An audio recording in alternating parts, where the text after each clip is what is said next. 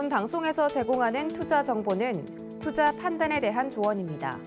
방송에서 제공하는 주식의 가치, 가격 상승 및 가격 하락에 대해서는 방송사에서 보장하지 않습니다.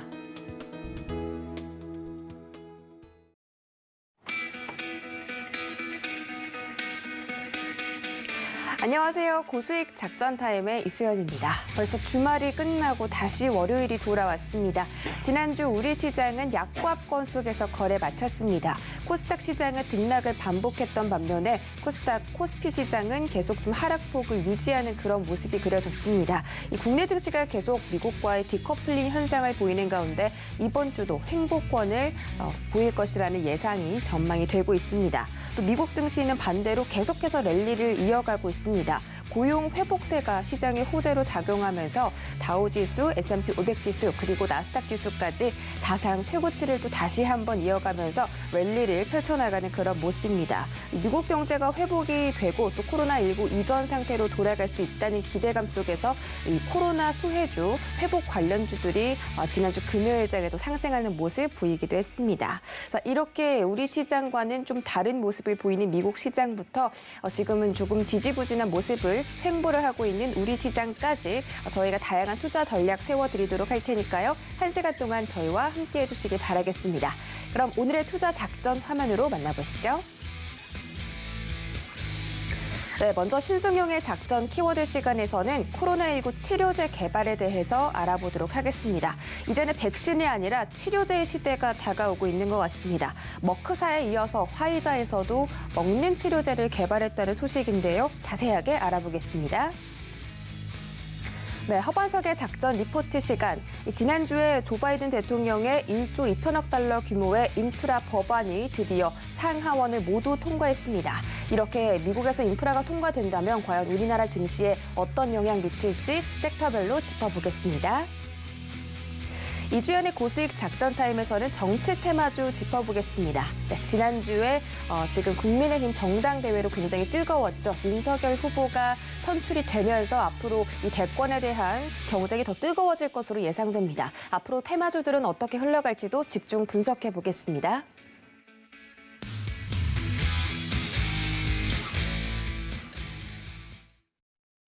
네, 첫 번째로 신승용의 작전 키워드 시간으로 고수익 작전 타임 출발하겠습니다. 브레인코리아 인베스트 신승용 대표와 함께합니다. 안녕하세요. 네, 안녕하십니까. 네, 월요일장 이렇게 드디어 또 다시 찾아왔는데요. 주말은 푹 쉬셨나요? 네, 알겠습니다. 첫 번째 키워드 만나보시죠. 네, 첫 번째 키워드 코로나19 치료제 개발입니다. 제가 앞서 말씀드렸듯이 머크사에 이어서 화이자에서도 먹는 치료제를 또 개발했다라는 소식에 지난주 금요일 화이자의 주가가 11% 급등했습니다. 머크사보다 효과가 2배 가까이 높아졌다라는 소식에 또 코로나19 일상 회복으로의 기대감 이런 이슈 때문에 항공주부터 해서 경기 회복주들이 굉장히 크게 올랐거든요. 이제 먹는 치료제 만약에 나온다면 우리 대표님 좀 드실 생각 있나요? 걸려야 먹는 거 아니겠습니까? 저는 아직 그러니까 저도 사실은 잘 모르겠어요. 그러니까 그 돌파 감염이라는 부분 그리고 또 한 가지 더 이제 그 백신을 2차례 다 접종을 했습니다만 제가 인지하지 못하는 사이에 코로나가 이미 제수를 뚫고 들어왔을 가능성도 모르는 그러니까 인지를 못하는 코로나 그 증상자도 있으니까요. 근데 이제 일단 걸려야 치료제를 먹는 건데. 백신과는 다르니까 치료제라는 게 일단 1차적으로는 코로나를 안 걸리는 게 최우선이겠죠. 그렇죠. 네. 이제 그래도 중증 현상이 89% 사망 확률을 89%까지 줄여준다고 하니까 또 저는 정말 이제 걸려도 괜찮겠다, 좀 안정이 되는 그런 느낌이 있었습니다. 그래서 또 증시가 이런 부분에 대해서 환호를 한 게 아닐까 싶은데 이 경구용 19 치료제에서 좀 자세하게 짚어주세요. 네, 우리 시청자 여러분 경구용 하면 먹는 겁니다. 경구용 입으로 먹고 먹는 치료제다. 이렇기 때문에 지금 현재까지 코로나 치료제 다들 알고 계시겠으면 정맥주사 형태였다라는 것. 그렇다면 개인이 그 집이나 좀 간편하게 치료를 감기약처럼 할 수 없는 정맥 주사는 소위 말하는 의료 행위가 되겠습니다. 그러다 보니까 개인 스스로 하기는 상당히 어려운 그런 치료법이다라고 보셔야 될 것 같고, 이제 경구용이 개발되었다라는 이야기는 점차 시장 내 코로나19에 대한 어떤 그 위험함 내지는 위협감, 이로부터 조금은 더 자유스러워지는 그런 상황, 전개 가능하다라는 부분, 그 기대감이 실질적으로 우리 증권시장에 우선해서 다가오고 있다라는 그런 생각입니다. 지금 다 우리 시장도 그렇고요, 미국 시장도 그렇고, 특히나 지난주 후반 미국 시장을 보시게 되면 상당히 우리 시장은 조용한 시장의 상황이 전개되었다라면 미국 시장은 사실상 상당히 다이나믹하게 전개되었던 시장이다라고, 소위 말해서 좀 전혀 상반된 시장의 어떤 그 분위기가 진행되었다라고 생각이 좀 할 수 있을 것 같은데, 일례로 실질적으로 머크사도 그렇고 화이자사도 그렇고, 일단 화이자사의 경구용 치료제 개발 소식, 앞서서 이전에 말씀해 주셨습니다만은, 머크사가 실질적으로 치료제 이제 효과가 50%라면 화이자는 89%, 상당히 그 시장에서 환호할 만한 그런 수치 결과 발표되었다라는 부분은 이해가 될 수 있을 것 같고, 이런 부분들에 의해서 화이자 주가뿐만 아니라 그 리오프닝과 관련된 주식들 실질적으로 시장 내에서 폭등하는 그런 분위기가 연출되었다라는 부분, 다시 한번 우리가 우리 시장으로의 영향 가능성도 조심스럽게 한번 생각을 해봐야 되겠다 말씀을 좀 드립니다. 일단 화이자 일주일 주가 추이를 조금 좀 보시게 되면 금요일 하루 일단 장 시초가부터 폭등을 하는 그런 분위기였습니다. 지금 그래프 나가 있고 있는데요. 실질적으로 월, 화, 수, 목, 금입니다. 저 주가 그래프가. 그러면 금요일 미국 시장에서의 폭등 시작을 했다라는 점. 그러면 그 전에 올랐다가 점차 빠져나가는 그런 분위기. 이런 분위기들 보면 이게 머크사의 주가와 화이자사의 주가가 조금은 좀 상반되게 거꾸로 움직이는 그런 모습이었다. 오히려 잠깐 머크사 주식 그 주가 그래프 좀 보여주실까요? 머크사 주식 주가 그래프는 거꾸로 됩니다. 월, 목을 올라가다가 금요일 날 폭락하는 그런 그림을 보였던 반면 화이자 주가 다시 한번 좀 그림 좀 화면으로 좀 띄워주십시오. 화이자 주가 다시 보시게 되면 월, 화, 수, 목 조금 하락하다가 금요일 날 폭등해 나가는 그런 모습. 이와 맞물리게 되면서 코로나 백신 치료제를 개발해서 백신에 대해서 상당히 긍정적인 주가를 향유했었던 그런 모더나. 우리 시청자 여러분들 중에 혹여나 모더나사의 주식을 보유하고 계신 분들 분명히 계실 것 같은데, 일단 그 마음의 부담감 상당 부분 계시지 않을까라는 그런 생각 좀 가져보게 됩니다. 이제 앞서서 이수연 앵커 말씀하셨던 대로 백신의 시대가 아니라 이제 치료제의 시대로 넘어가는, 소위 말하는 게임 체인저의 방향이, 역할이 이제 바뀌게 되어지는, 백신이 아닌 치료제 쪽으로. 그리고 백신은 맞는 거죠. 근데 치료제는 먹는 거니까 얼마나 쉽겠습니까? 그렇죠. 그러다 보니까 이거 자체가 시장 내 엄청난 주식시장 내 희비교차를 만들어내는 그런 모습들 나타났다라는 점. 모더나의 주가는 폭락이 있었지만 얀센 백신을 개발하고 우리한테 이렇게 그 시중에 배포를 했었던 얀센 주가는 조금은 좀 하락폭이 상당 부분 협소한 그런 상황이다. 여기는 이 부분은 존슨앤존슨사인데요. 이 부분은 우리가 이렇게 이해를 해야 됩니다.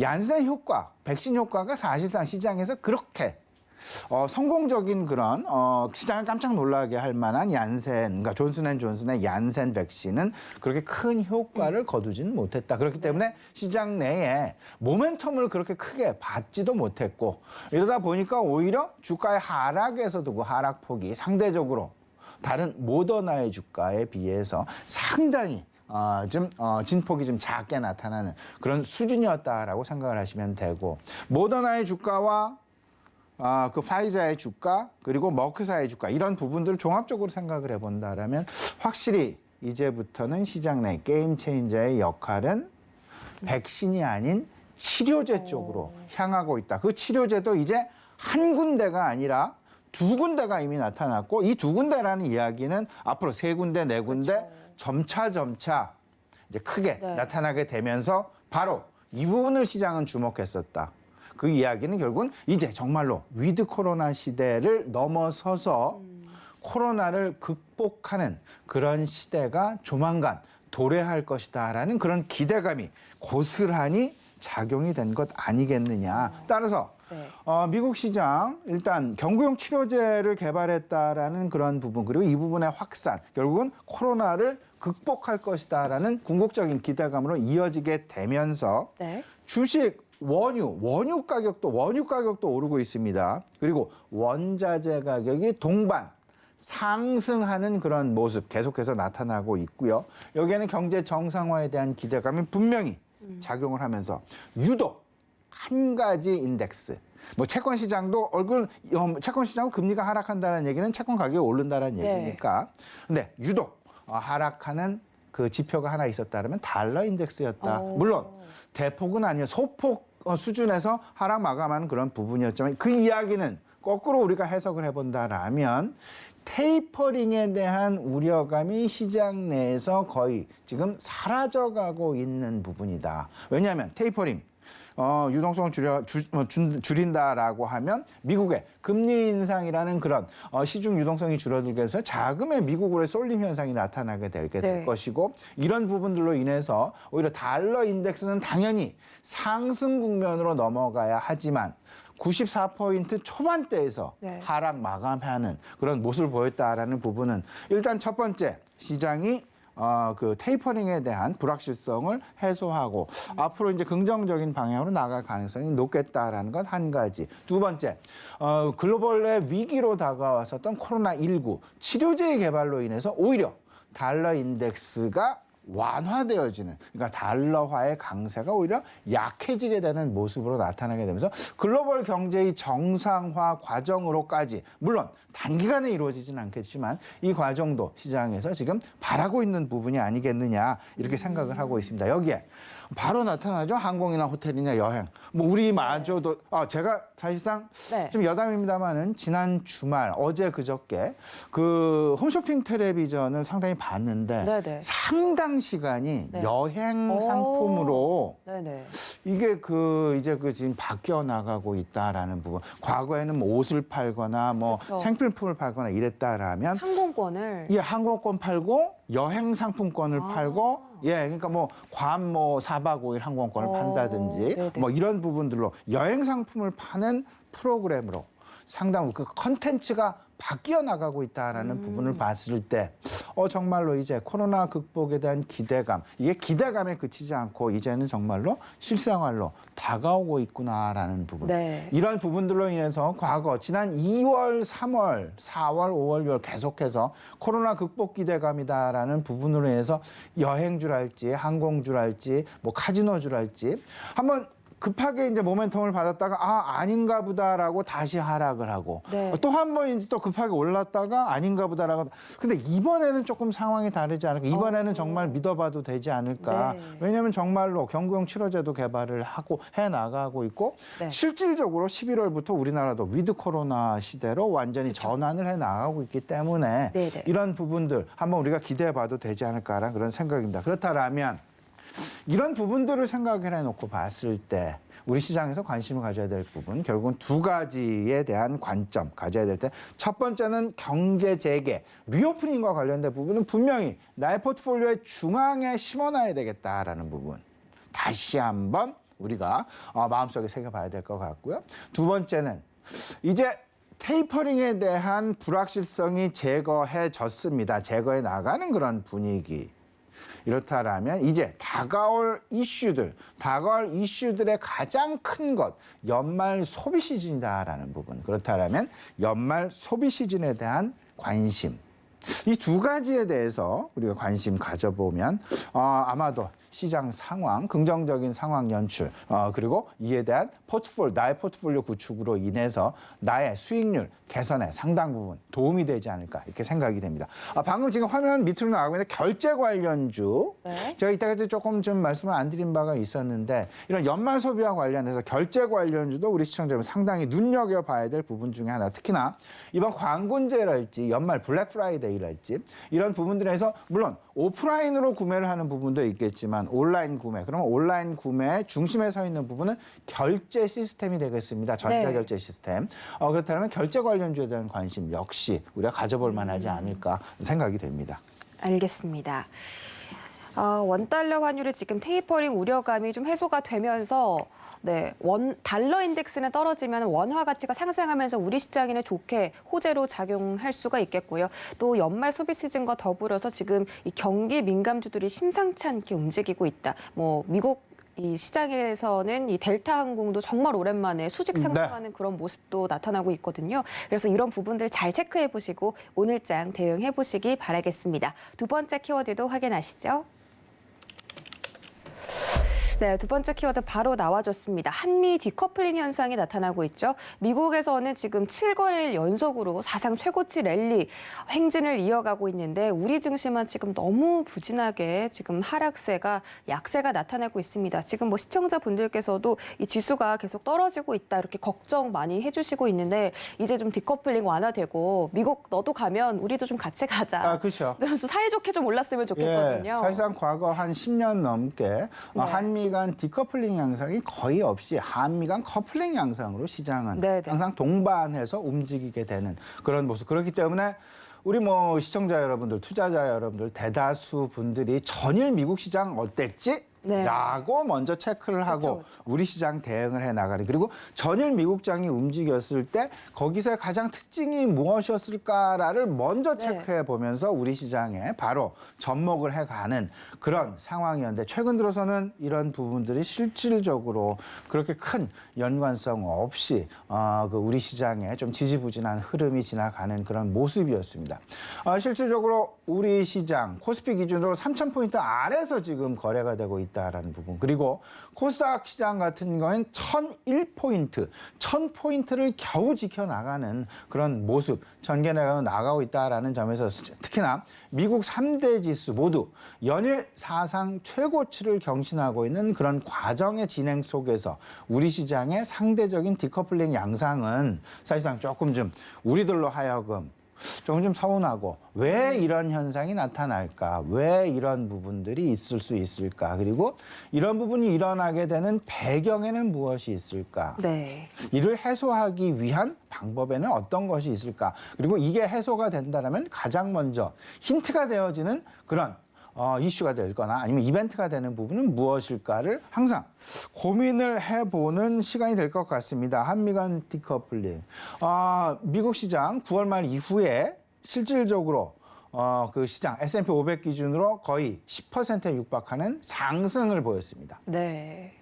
10월장이 그렇게 어려웠다 하더라도 9월 말 이후 이 10월장의 어려움을 뚫고 다시금 이렇게 올라가는 거의 10%에 가까운 상승을 보인 반면 우리 시장 코스피 기준으로 3.2% 오히려 하락하는 그런 모습. 말 그대로 디커플링이었습니다.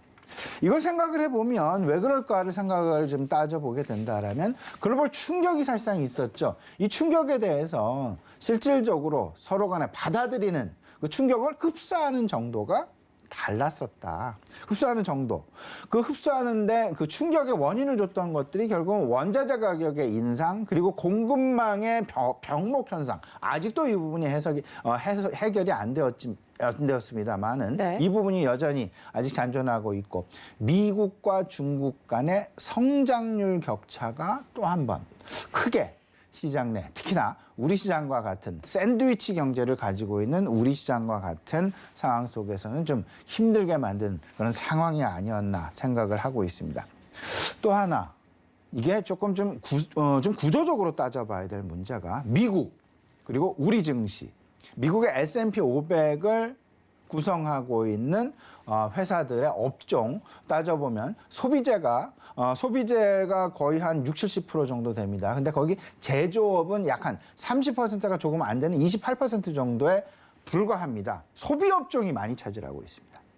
반면에 우리 코스피 제조업과 수출 업종이 상대적으로 많이 시총 비중을 차지하고 있다. 거의 60%에 육박하는 시총 비중이다. 그렇다면 여기서 원자재의 가격 인상과 공급망의 병목 현상, 이에 대한 충격을 우리는 고스란히 받을 수밖에 없는 증권시장 내에, 코스피 지수 내에 구조적인 어떤 그 문제점을 안고 있다. 여기에 또 하나 중국발 리스크가 한몫 크게 거두는 그런 모습이었죠. 중국발 다양한 리스크가 사실상 산재해 있고 아직까지 해결이 안 돼 있는 그런 상황에서 물론 지금 현재 다소간 좀 지지부진한 양상, 겨우 조금씩 넘어가고 있는, 하루하루 넘겨나가고 있는 그런 양상, 전개가 되고 있습니다만은 이게 이러한 경기 둔화의 양상, 그리고 규제에 대한 리스크, 그리고 각종 어떤 산발적인 리스크들이 단기간에 해결되기에는 상당 부분 어렵겠다. 뭐 예를 든다라면 뭐 헝다 사태가 사실은 아직도 시장 내에 잠재적 위협 요인으로 잔존하고 있다라고 보셔야 될 것 같고, 기후 변화에 따른 전력난 사실상 지속되고 있다라고 보셔야 될 것 같고, 생산을 많이 하고 있는 그러한 중국 입장에서는 원자재 가격 변동, 사실상 생산자 입장에서 상당 부분 부담이 될 수밖에 없는, 그리고 이런 부분들을 바로 소비자 가격에 전가를 시키지 못하고 생산자가 고스란히 부담을 해야 되는 그런 어떤 생산자 입장에서는 소위 말하는 가격 인상에 대한, 가격 상승에 대한 버퍼 역할을 해야 되기 때문에 실질적으로 원활하게 생산 활동을 계속해서 좀 공격적으로 해나갈 수 없는 그런 상황. 여기에 소비 입장에서도 생각을 해본다면 사치품 규제를 강화해 나가는 그런 모습.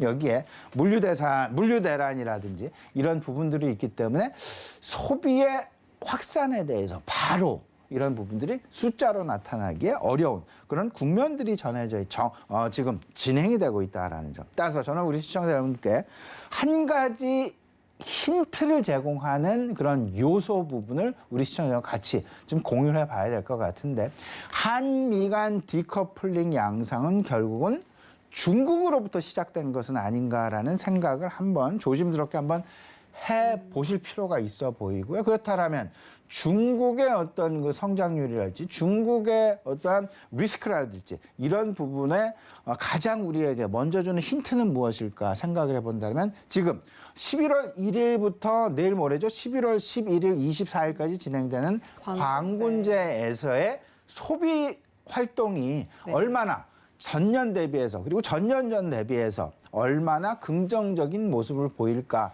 이 부분이 바로 디커플링이 해소될 양상이 나타날 거라는 시그널을 우리한테 제공해 줄 수 있는 그런 매우 중요한 인디케이터가 될 것이다. 이 부분을 좀 생각해 볼 필요가 있어 보입니다. 그래서 소비 관련주에 대한 관심, 결국 궁극적으로는 필요해 보이는데, 이 소비 관련제 일단은 좀 나눠보자. 제가 한 몇 달 전부터 이런 말씀 계속 드렸죠. 수출 관련주 우리가 생각을 해야 되고, 그 수출 관련주는 소비에 국한되어야 될 것이고, 그 소비 신흥국발보다는 선진국향 소비를 우리가 계속 주목해 보자는 말씀을 좀 드리고 있는데, 중국보다는 일단은 선진국 미국 시장의 소비, 이 부분에 대해서 우리가 좀 관심을 가져봐야 될 것이고, 여기에 상당 부분 우리가 상대적인 경쟁 우위를 가지고 있는 업종이 무엇일지 생각을 해본다라면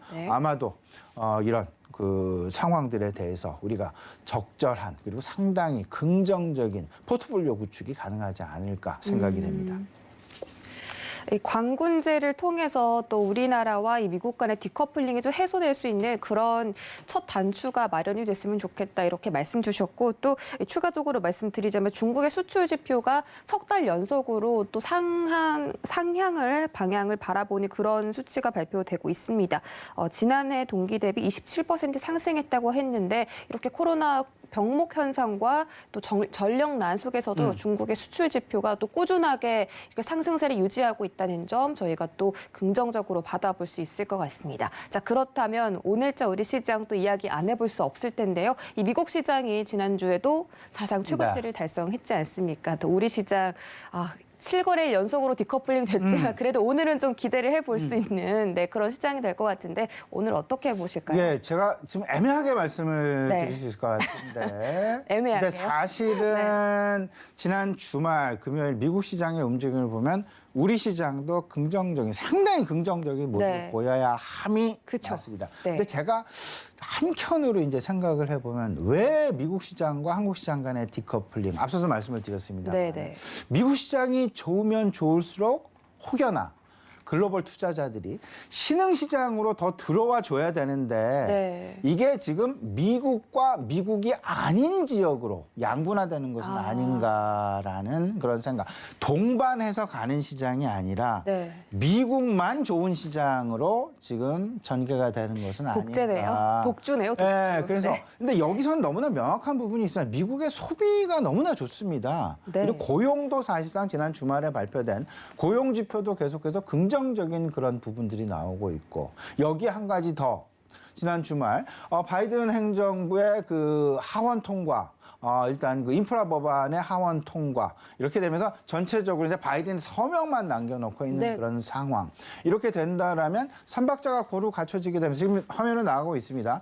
인프라 법안의 하원 통과라면서 전체적으로 이제 상원은 이미 예전에 통과를 했으니까 끝났고요. 이제 바이든 서명만을 남겨놓고 있는 그런 상황. 앞서도 이런 말씀을 드렸었죠. 선 인프라 법안 통과 후 테이퍼링 이런 말씀을 드린 바가 있었는데 이번 11월 말부터 테이퍼링이 진행이 되는 거니까 이 이야기가 결국은 예상되는 대로 일단 진행이 돼. 미리 이제 인프라 법안은 통과가 됐고 테이퍼링 이번 달 말에 이제 실시를 한다라는 거. 그 이야기는 시중에 유동성의 어떤 동결이나 훼손이 없을 것이다라는 쪽으로도 이해가 된다라는 쪽이죠. 결국 시장에 계속 페드가 돈을 안 풀고 조금 줄여간다 하더라도 그 부분을 결국 행정부가 그 시중에 지출을 하면서 메꿔나가는 그럼 유동성은 그대로 있다라는 그런 얘기가 되니까 시중에 유동성의 훼손은 절대 없다. 긍정적인 부분이죠. 여기에 일자리까지 개선되는 그런 모습 여기에다가 경구용 치료제까지 개발하는 위드 코로나 그래서 리오프닝과 관련된 경제 재개와 관련된 기대감이 계속해서 커져나가고 있다라는 점. 그러면 우리는 이제 확실하게 생각이 됩니다. 3분기 실적 시즌이 이제 마무리가 되면 사실상 4분기 실적 시즌은 약간 걱정이 늘어납니다. 왜냐하면 모멘텀 피크아웃이라는 그런 우려감이 다시금 고개를 들 가능성이 상당히 높습니다.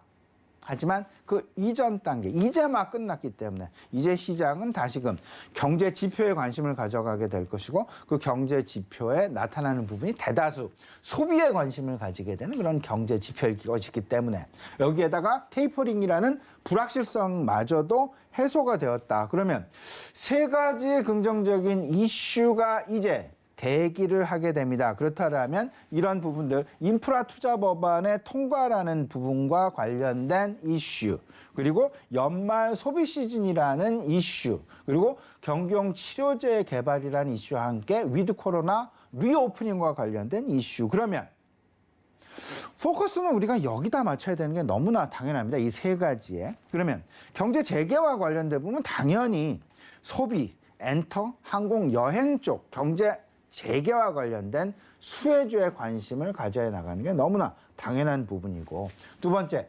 연말 소비와 관련된 관심 업종, 내구 소비재와 IT, 유통, 해운일 것이다라는 점.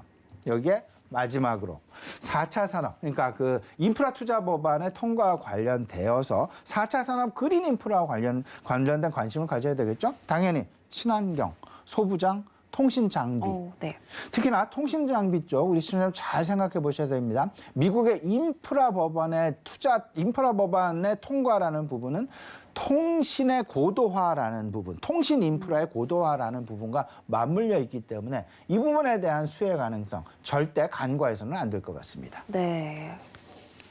인프라 법안이 이제 지난 주말에 통과가 된 것이 이 통화 정책에서 유동성을 줄이니까 재정 정책으로 유동성을 다시 늘려버리는 이런 현상 때문에 오히려 이 시장에는 좀 긍정적으로 작용을 했던 것 같고 앞으로 뭐 고용지표 회복세라든지 또 화이자의 경구용 치료제에 따라서 뭐 소비 지표 그리고 4차 산업 부분 경제 재개 섹터들 집중해 보자라고 오늘 짚어주셨으니까 오늘장도 힘내보시기 바라겠습니다. 지금까지 브레인코리아 인베스트 신승용 대표와 함께했습니다. 고맙습니다.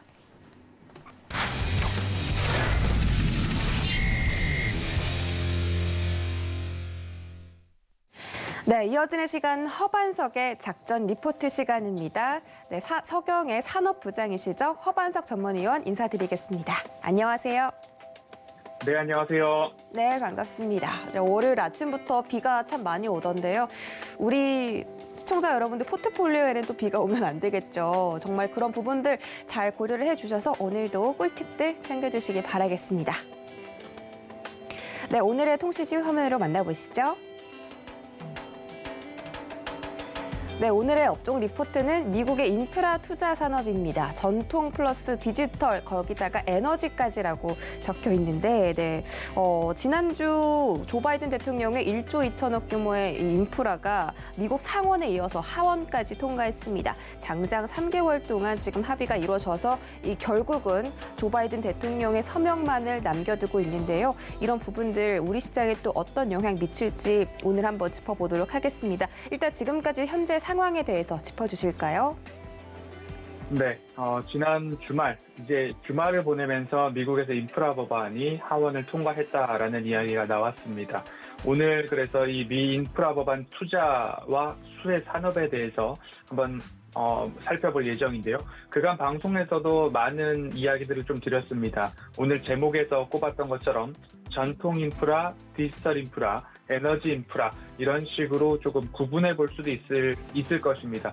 그래서 지금까지의 상황을 좀 살펴볼 텐데요. 8월 17일 KDB 산업은행과 3월 18일 삼성증권, 4월 14일 대외경제정책연구원에서 발표된 리포트를 가지고서 인프라 법안에 대해서 좀 말씀을 드리려고 합니다. 인프라 예산안 상하원 모두 다 통과가 되었는데요. 상원은 일찌감치 통과가 되었습니다. 바이든 대통령이 공약부터 취임하면서부터 이야기가 나왔죠. 더 나은 재건 프로젝트라는 이름을 좀 붙였는데요. 대규모 재정을 투입을 해서 미국의 노후화된 인프라를 개선하겠다라는 데 초점이 맞춰져 있었고요. 최초 이 인프라 법안이 발표될 때에는 1차 물적 인프라, 아메리칸 잡스 플랜이라는 제목을 좀 붙여보았고요. 그리고 2차 인적 인프라에서는 아메리칸 패밀리 플랜이라고 해서 인적 인프라, 물적 인프라와 인적 인프라 이 두 가지로 양분이 되어 있었고요. 지금도 두 가지로 좀 구분을 해볼 수 있죠.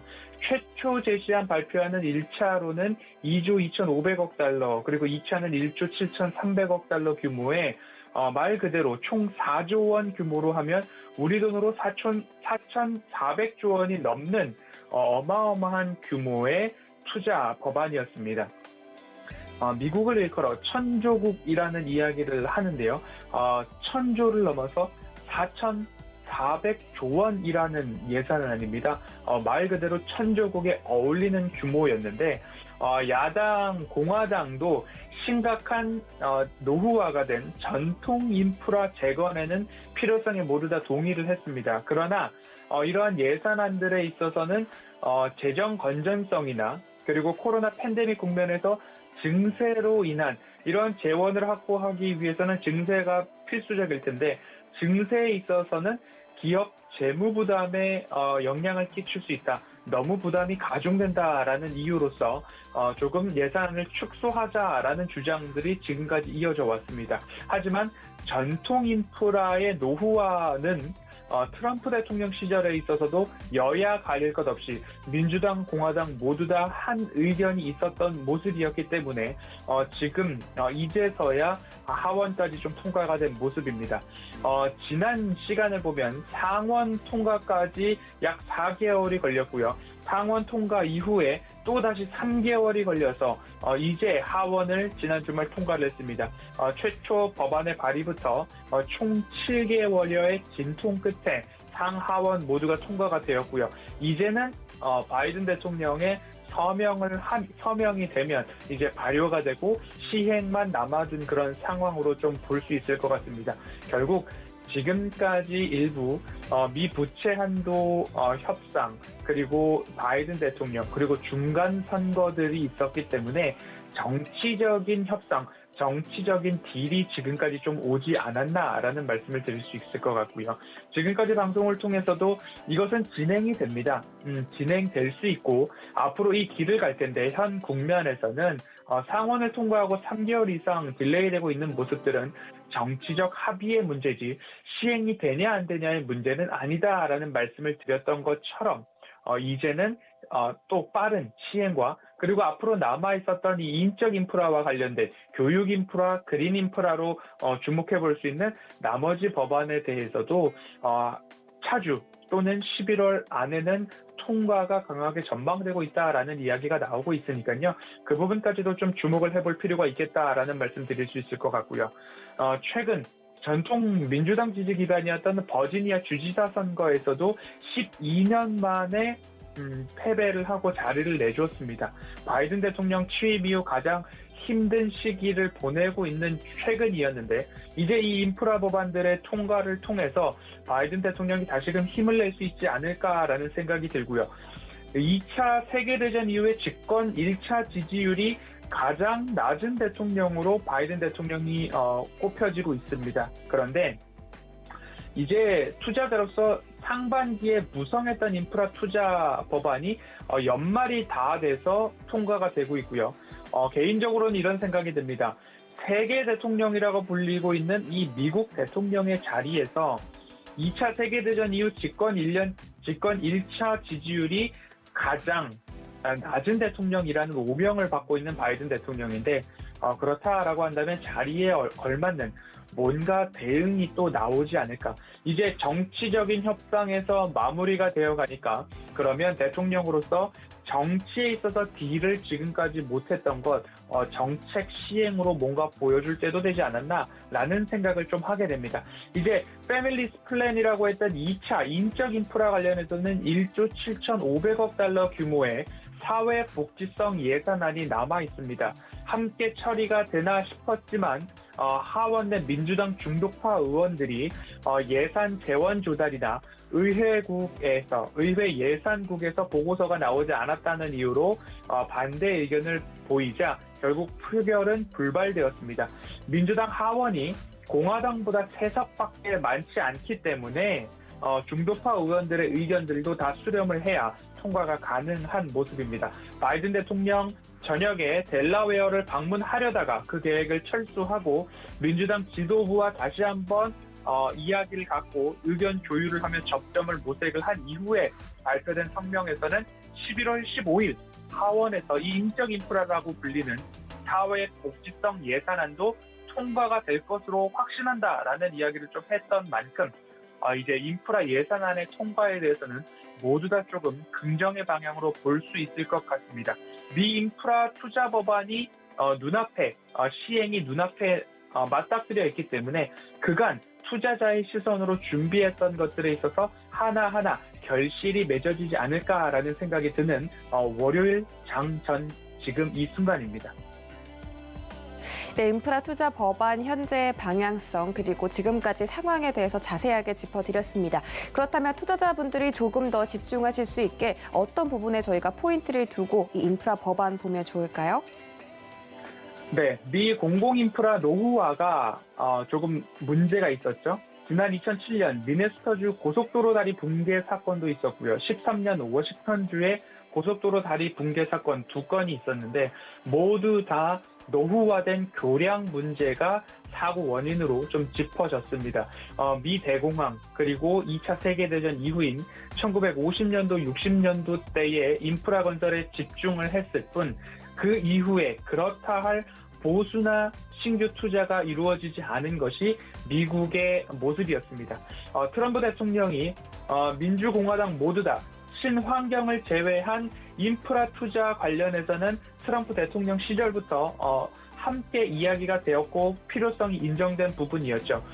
미 토모카케에서도 2016년도부터 2025년도까지 미국의 이러한 인프라 부족과 노후화 때문에 미 경제 손실이 4조 달러까지 나올 수 있다라는 이야기가 나오고 있습니다.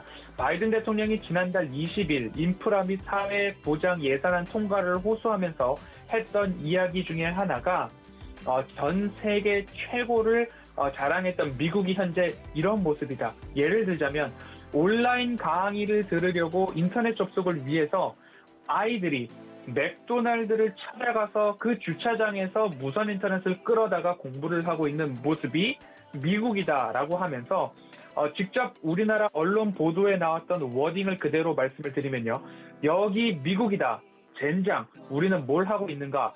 라는 이야기들이 직접 이 인프라 법안의 호소를 자극하고 극대화하기 위해서 이런 이야기를 좀 했습니다. 그렇듯이 노후화된 인프라 법안에 있어서 투자는 굉장히 시급하고 다가왔다. 그러면 한 가지 예를 들었죠. 온라인 강의를 들으려고 맥도날드 주차장에 가서 인터넷을 쓰고 있던 아이의 이야기를 들었듯이 투자자로서 무엇을 집중해야 되는가. 결국 이러한 하나하나의 투자 규모 이런 것들을 좀 보셔야 한다라는 말씀을 좀 드리고 싶고요. 바이든 대통령이 인프라 재건, 도로, 통신 등 낙후화된 인프라를 재건하고 친환경 자동차 발전을 통한 일자리 창출, 리모델링 및 친환경 건축 사업까지도 진행을 하는데요. 대규모 예산을 집행해서 경제 재건을 하겠다라는 거죠. 뉴딜 정책도 마찬가지였죠. 예산을 투입하고 일자리를 창출하고 고용이 회복되고 경기도 같이 맞물려서 회복이 되면 덩달아서 탄소 절감 목표까지도 달성을 하겠다라는 이야기가 나오고 있습니다. 그러면 끝으로 미 인프라 투자 계획이 어떻게 우리가 투자자로서 집중해야 될 포인트가 있는가 살펴보도록 하겠습니다. 물적 인프라, 전통 인프라와 디지털 인프라가 합쳐져 있다라고 보시면 좋을 것 같고요. 인적 인프라, 에너지 인프라와 교육 인프라가 합쳐져 있다라고 보시면 좋을 것 같습니다. 전통 인프라는 말 그대로 도로, 철도, 건설, 건축, 금속, 기계와 관련이 있다라고 보시면 좋을 것 같고요. 자금 조달에 따라서 금융업종도 마찬가지로 이 전통 인프라의 수혜가 전망됩니다. 운송 인프라를 본다면 전기차, 부품, 배터리 생산, 전기차 충전소, 스쿨버스를 전기차로 바꾸겠다, 대중교통들의 시스템 개선, 철도 현대화 여러 가지 이야기들이 있고요. 상수도 교체와 이 물과 관련된 노후화된 상하수도 교체가 얘기가 있고요. 그리고 미국 전역에 고속 광대역 통신, 인터넷 인프라죠. 그리고 노후화된 전력망을 현대화하겠다라는 이야기들 나오고 있고요. 주택가, 병원, 학교, 돌봄 시스템은 결국 이 두 번째 인적 인프라죠. 에너지 인프라와 교육 인프라로 합쳐질 수 있을 것 같습니다. 탄소 중립, 그리고 디지털 인프라 관련해서는 지금 이야기가 많은 반도체, 센서, 클라우드 관련된 이야기가 나올 수 있을 것 같습니다. 결국 재정 투입과 그리고 탄소 중립까지, 일자리 창출까지 모두 다 해결을 해보겠다라는 이야기인데요. 이번 주 제가 구분을 해놓은 전통 인프라, 디지털 인프라, 에너지 인프라 한 조목 한 조목 따져보면서 투자자의 시선으로 어떤 부분에 우리가 계좌에 더욱더 유익이 될 수 있을까를 좀 살펴보도록 하겠습니다. 작전 리포트 이번 주에도 어떤 기업들 살펴볼지 기대해 주시고요. 앞으로도 리포트 소개 이어가도록 하겠습니다. 네, 좀 장기적인 시점으로 또 짚어주신 것 같습니다. 이 인프라 통과가 된다면 앞으로 어떤 섹터가 올라갈지, 어떤 기업들이 또 수혜를 받을지 궁금하신 분들 이번 주도 허반석의 작전 리포트 시간에 함께해 주시기 바라겠고요. 문자 샵 0082번으로 허반석이라고 보내주시면 이런 이야기들 방송 외에도 만나보실 수가 있습니다. 네, 오늘 분석도 고맙습니다. 감사합니다. 네, 저희는 이주현의 고수익 작전 시간으로 바로 이동하겠습니다. 서경의 테마부장이시죠? 이주현 전문위원 인사드릴게요. 안녕하세요. 네, 안녕하세요. 네, 반갑습니다. 주말은 잘 지내셨나요? 네, 정말 잘 보냈습니다. 네, 벌써 이렇게 또 눈 깜짝할 사이에 월요일이 돌아왔습니다. 이제 지난주 금요일에 아주 이슈가 있었던 부분이 있죠. 내년 대선을 앞두고 국민의힘 안에서 전당대회가 좀 있었습니다. 이 대통령 후보를 선출하는 그런 작업이었는데 이 윤석열 후보가 선출이 되면서 이제 앞으로 국민의힘 윤석열 후보 그리고 더민주에서는 이재명 후보의 양강 구도가 펼쳐질 예정입니다. 이런 부분에 대해서 이 대선이 이제 한 4개월 정도밖에 남지 않았기 때문에 이 정치 테마주도 얼른 좀 올리고 정리를 해야 되는 그런 시기가 점점 다가오고 있는 것 같거든요. 어떻게 좀 저희가 분석해 볼까요? 네, 정치 테마들 같은 경우 이제 제가 방송에서 기회가 될 때마다 한 일주일 전부터 이제 일정이 임박했기 때문에 매우 조심해야 되는 시점이고 가급적이면 단기적인 관점으로 짧게 끊어서 매매 전략으로만 보시라고 이야기를 드렸었는데요.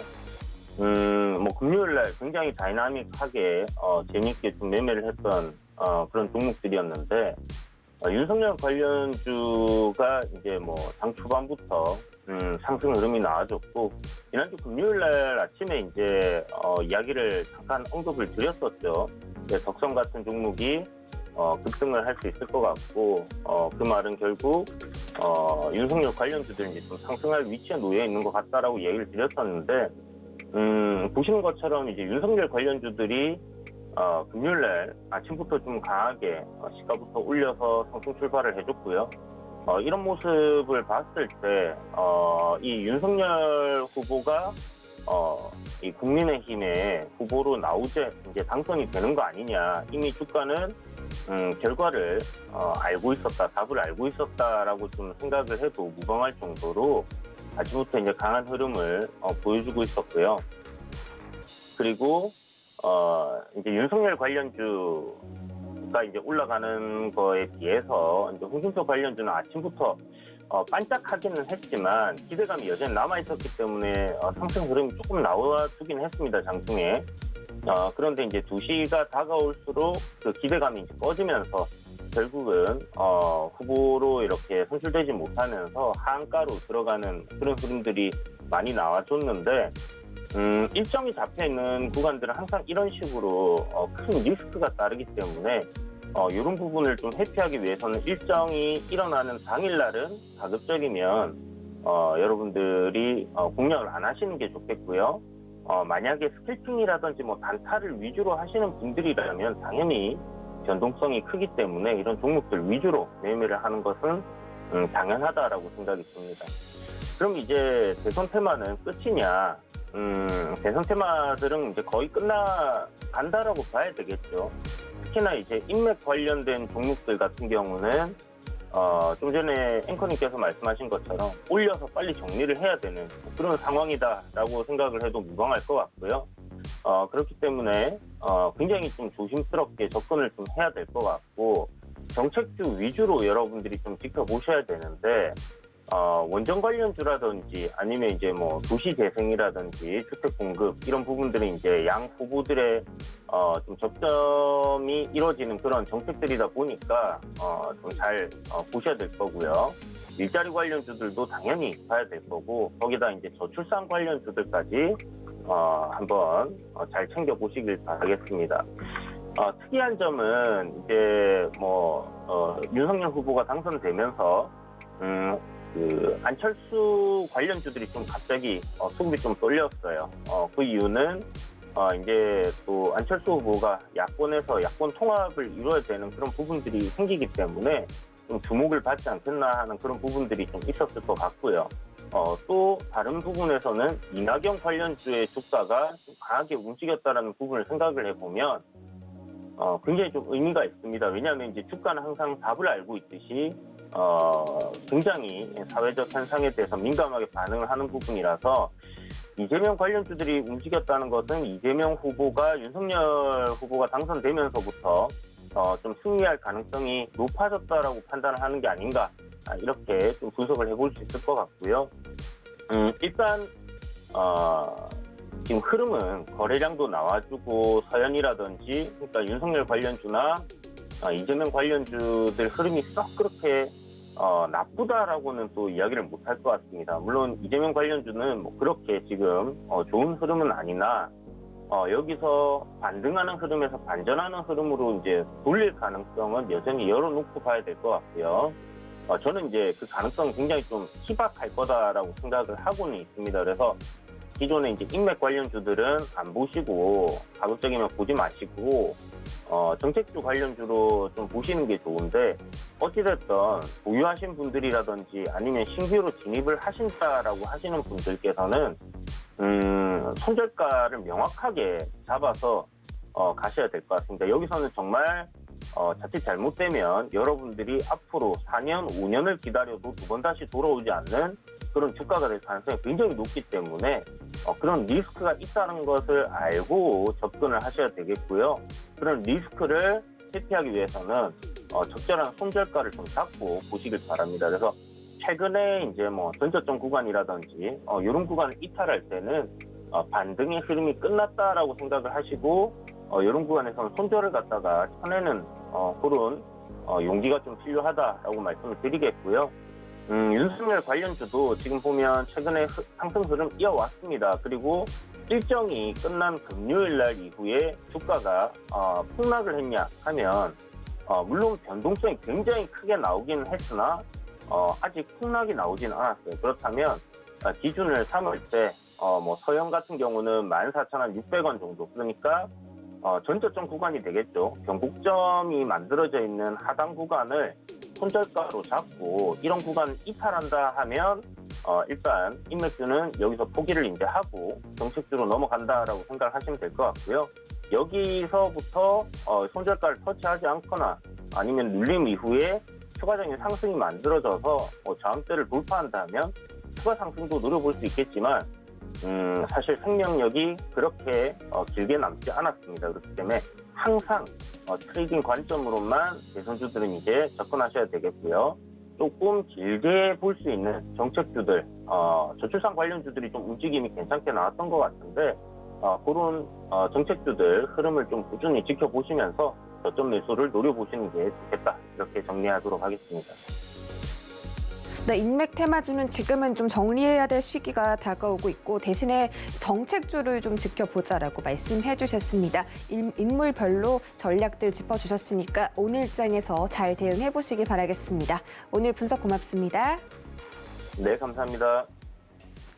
네, 고수익 작전 타임에서 다양한 전략들 세워드렸습니다. 잠시 뒤 개장에서 알차게 활용해 보시기 바라겠고요. 본 방송에서 제공해 드렸던 정보는 투자 판단에 대한 조언일 뿐 해당 주식의 가치나 수익률을 보장하진 않습니다. 서울경제TV와 서울경제신문은 당사의 브랜드입니다. 서울경제증권TV와는 무관하며 타사 유사 명칭에 유의하시기 바라겠습니다. 저희는 잠시 뒤 순간포착 매매 시그널로 돌아오겠습니다. 고맙습니다.